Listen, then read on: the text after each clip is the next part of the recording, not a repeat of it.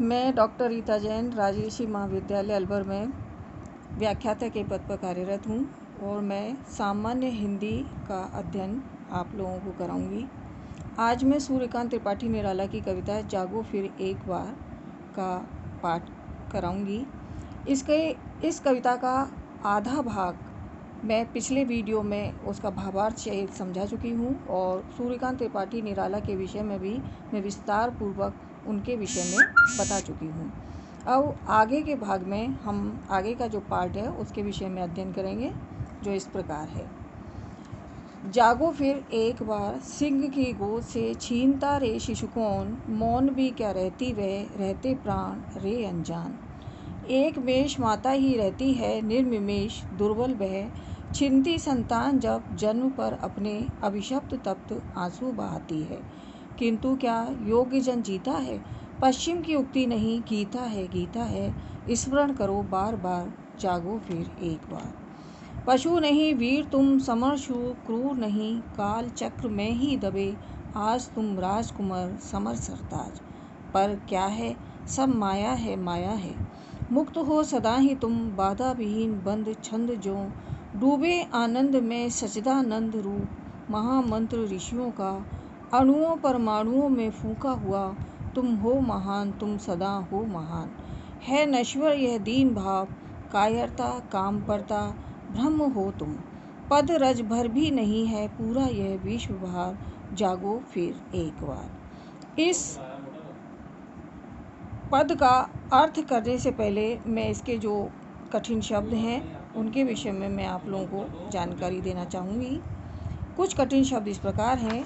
अनजान अर्थात मूर्ख अज्ञानी, मेष माता अर्थात भेड़ बकरी, निर्विमेष बिना पलक झपके, अभिशप्त अर्थात शाप युक्त, समर शूर अर्थात युद्धवीर, क्रूर अर्थात निर्दयी, काल चक्र यानी समय का फेर, समर सरताज युद्धों के मुकुट, बाधा विहीन बंध किसी भी प्रकार की बाधा के बंधन से मुक्त, सच्चिदानंद अर्थात ब्रह्म, नश्वर अर्थात नष्ट होने वाला, काम परता अर्थात स्वार्थ प्रति, पद रज भर यानी कि पाँवों की धूल के बराबर।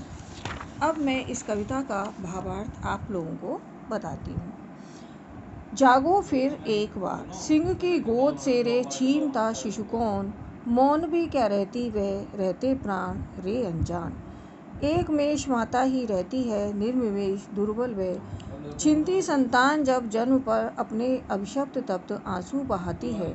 किंतु क्या योग्य जन जीता है, पश्चिम की उक्ति नहीं, गीता है, स्मरण करो बार बार। इस अंश में भारतीय संस्कृति के गौरव के गायक कवि निराला इस देश की गीता के महत्व का प्रतिपादन करते हैं।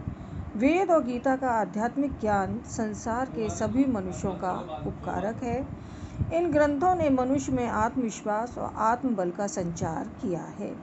यदि इस देश का आत्मबल और आत्मविश्वास पुनः लाना है तो हमें गीता के कर्म सिद्धांत का पुनः विश्वव्यापी प्रचार करना होगा। हमें बार बार इस शाश्वत सत्य को दोहराना होगा कि कर्म करना ही मनुष्य का धर्म है। कायर बनकर अत्याचार और अपमानों के घूंट पीकर रह जाना तो विवशता और लाचारी तथा कायरता है। गीता का यह महान संदेश जीवन में उतारकर आगे बढ़ना ही हमारे लिए श्रेयस्कर है।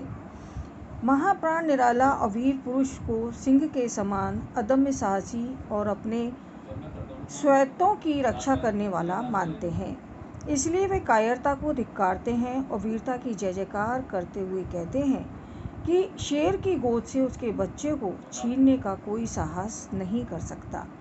यदि कोई उससे उसका बच्चा छीनने का दुस्साहस करेगा तो वह तत्काल उसके ऊपर आक्रमण करके अपने शिशु की रक्षा करेगी। यदि शत्रु प्रबल भी हुआ तो भी वह प्राण रहते कभी मौन या शांत होकर नहीं बैठ सकती। वह प्राण रहते उस आतताई से अपने शिशु को बचाने के लिए निरंतर संघर्ष करती रहती है। हे अज्ञानी मनुष्य, इस सत्य को समझ। अपनी संतान की रक्षा करने में असमर्थ तो केवल मेष माता यानी भेड़ बकरी ही रहती है। वह बेचारी इतनी दुर्बल और शक्तिहीन होती है कि जब उसकी संतान को कोई भी बध करके ले जाता है तो उसकी संतान छीन ली जाती है और वे बेचारी मौन और अपलक नेत्रों से अपनी विवशता को प्रकट करती रहती है। उस समय वह अपनी जन्मजात दुर्बलता को अभिशाप समझती है और निरंतर अश्रुधारा बहाती रहती है। आंसू बहाने के अतिरिक्त वह कुछ भी नहीं कर सकती। शेर का चरित्र भेड़ बकरी से भिन्न होता है। इस प्रकार कोई भी शक्तिशाली व्यक्ति, वीर और साहसी व्यक्ति, पराक्रमी और तेजस्वी व्यक्ति इस प्रकार कायर बनकर नहीं जीता है।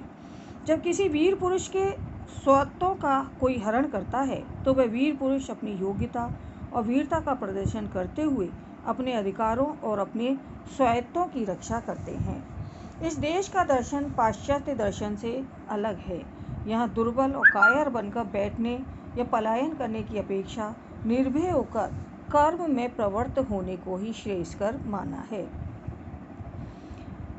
कवि गीता के इसी कर्म योग के स्मरण के सहारे देशवासियों को जगाना चाहता है। गीता के कर्मवाद के दर्शन का हमें बार बार स्मरण करना चाहिए। एक बार इस प्रकार जागृत होने से ही देश का कल्याण होगा। कवि ने वीर माता और विवश दुर्बल माता का भाव समझाने के लिए गीता के कर्म योग के प्रभाव को प्रकट करने के लिए मेष माता, भेड़ बकरी और सिंगनी के उपमान को काम में लिया है। भारतवासियों को शेर के समान अपने आप की रक्षा करने के लिए प्राणपण से प्रयत्न करना चाहिए। भेड़ बनकर जीना भारतीय गीता का दर्शन का अपमान है। कवि का सांस्कृतिक और दार्शनिक दृष्टिकोण गर्व से सिर ऊंचा कर देता है। हमें गीता के आध्यात्मिक दर्शन पर आत्मगौरव से भरपूर करने वाले महाप्राण निराला भारतीय संस्कृति के रक्षक और उन्नायक के रूप में दिखाई देते हैं। पशु नहीं वीर तुम, समर शूर क्रूर नहीं, काल चक्र में ही दबे आज तुम राजकुमार समर सरताज। पर क्या है सब माया है, मुक्त हो सदा ही तुम, बाधा विहीन बंद छंद जो, डूबे आनंद में सच्चिदानंद रूप। महाप्राण निराला की प्रेरणादायक यह कविता कवि ने भारतीय महान आत्माओं को संसार के माया जाल से मुक्त होकर अपने कर्म पथ पर बढ़ने की प्रेरणा प्रदान की है। सच्चे क्रूरता नहीं दिखाते, वे मनुष्यता को महत्व देते हैं। माया के बंधन काटकर ब्रह्मानंद में निमग्न होने का संदेश कवि यहाँ दे रहा है। महाप्राण निराला भारतीयों में सांसारिकता के साथ साथ आध्यात्मिक प्रेरणा जगाते हुए कहते हैं कि यहाँ इस देश में गीता का अमरत्व का संदेश गूंजता रहा है। गीता में शुद्ध मानव धर्म का ज्ञान है। इसलिए कवि कहता है कि भारत पुत्रों, तुम पशु नहीं हो, तुम्हारे जीवन में पशुतापूर्ण व्यवहार कोई स्थान नहीं है। तुम सच्चे वीर हो। सच्चा वीर युद्ध क्षेत्र में अपनी वीरता का प्रदर्शन करता है। वह क्रूरतापूर्ण अमानवीय व्यवहार नहीं करता। सच्चा वीर क्रूर नहीं हो सकता। किंतु समय का फेर है कि तुम राजकुमारों के समान जीवन यापन करने वाले आज इस कुसमय के चक्र में फंस गए हो। तुम इस समय चक्र का भेदन करने में समर्थ हो। तुम युद्ध को जीतने की क्षमता रखते हो, समर सरताज हो। इस काल चक्र की परवाह मत करो। पराधीन देश की पीड़ा की यहाँ अभिव्यक्ति है। यह काल चक्र अस्थायी है, मायाकृत है। इस माया के बंधन से मुक्त होने का प्रयत्न करो। तुम ब्रह्म ज्ञान के ज्ञाता हो। यह माया का बंधन तुम्हें बांध नहीं सकता। जिस प्रकार मुक्त छंद सभी प्रकार छंद विधान से, छंद के नियमों से मुक्त होता है, उसी प्रकार तुम भी माया के बंधन से मुक्त हो और सतचित और आनंद स्वरूप परम ब्रह्म परमात्मा के आनंद में डूबे रहते हो। तुम्हें माया के बंधन में कैसे बांध सकते हैं? ब्रह्मानंद में निमग्न साधक का माया कुछ भी नहीं बिगाड़ सकती। महामंत्र ऋषियों का अणुओं परमाणुओं में फूका हुआ तुम हो महान, तुम सदा हो महान, है नश्वर यह दीन भाव, कायरता काम परता, ब्रह्म हो तुम, पद रज भर भी नहीं है, पूरा यह विश्व भार, जागो फिर एक बार। जागो फिर एक बार छायावाद में निहित राष्ट्रीयता का मंत्र फूंकती है।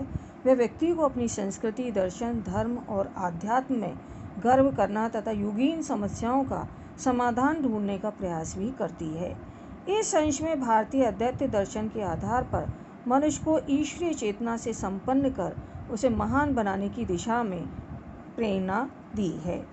कवि भारत के सभी लोगों का आह्वान करता है कि वर्तमान पराधीन दशा, उसकी निराशा, सब कुछ मायाकृत है, सब नश्वर और क्षणिक है। मनुष्य ब्रह्मानंद में डूबकर इन माया के बंधनों को तोड़ सकता है।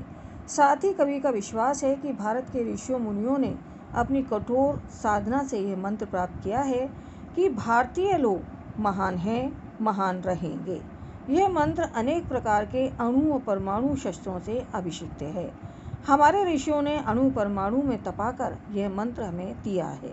यह मंत्र चिरंतन और शाश्वत है कि तुम सदा से महान रहे हो। आज जो यह दीनता का भाव, अपने आप को हीन मानने का भाव भारतीयों के हृदय में घर कर गया है, यह दीन भाव नश्वर है जो शीघ्र ही नष्ट हो जाएगा। तुम में जो कायरता, स्वार्थपरता का भाव आ गया है, वह भी क्षणिक है। गीता में भगवान कृष्ण ने पौरुष को जगाकर अर्जुन को कर्म पथ पर आगे बढ़ने की प्रेरणा दी है। उसी प्रकार वर्तमान में उत्पन्न यह कायरता और कामपरता शीघ्र नष्ट हो जाएगी। तुम स्वयं ब्रह्म हो, आत्मा सो परमात्मा। अपने भीतर निवास करने वाले ब्रह्म की अनुभूति करके देखो। ब्रह्म ही समस्त ब्रह्मांड में व्याप्त है।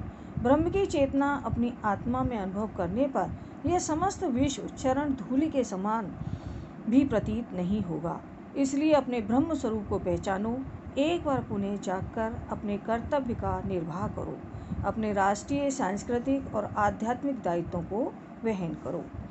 ऋषियों के महामंत्र को अणुओं परमाणुओं से फूका हुआ बताकर कवि ने हमारे प्राचीन ऋषियों की कठोर तपस्या युक्त साधना से प्राप्त जीवन सूत्रों की ओर संकेत किया है। ऋषियों ने बहुत कठिन साधना करके जीवन के मार्गदर्शन निकाले हैं, जिनमें से एक यह भी है कि भारतीयों को निराश और दीनता को त्याग देना चाहिए, क्योंकि हम स्वयं ब्रह्म हैं। ब्रह्म के सामने संसार अस्तित्वहीन है। यह दीनता, हीनता, निराशा, कायरता का त्याग कर अपने आप को ब्रह्म होने के आत्म गौरव से संपन्न करने का आह्वान किया है। इस प्रकार इस कविता में निराला ने भारतीयों को जगाने का प्रयत्न किया है।